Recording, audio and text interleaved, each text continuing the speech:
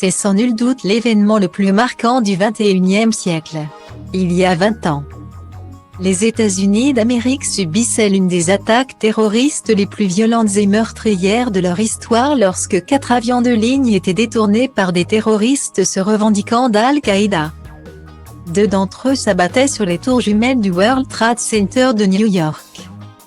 Un autre sur le Pentagone tandis que le dernier s'écrasait en pleine nature après que les passagers eurent décidé de se révolter contre les terroristes.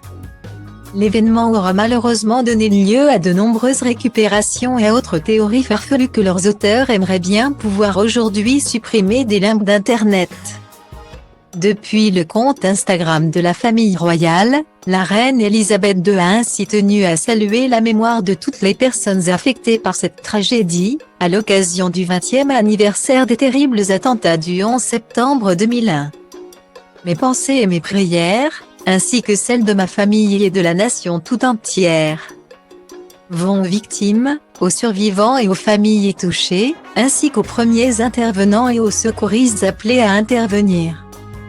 A-t-elle écrit solennellement en légende d'une photographie la présentant face à une imposante couronne de fleurs déposée à Manhattan.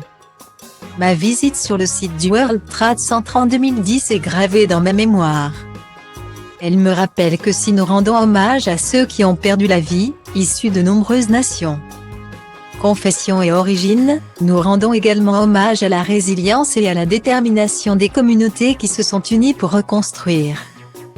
Des paroles au accent circonflexe combien évocatrices à l'heure où le monde traverse une nouvelle crise sans précédent.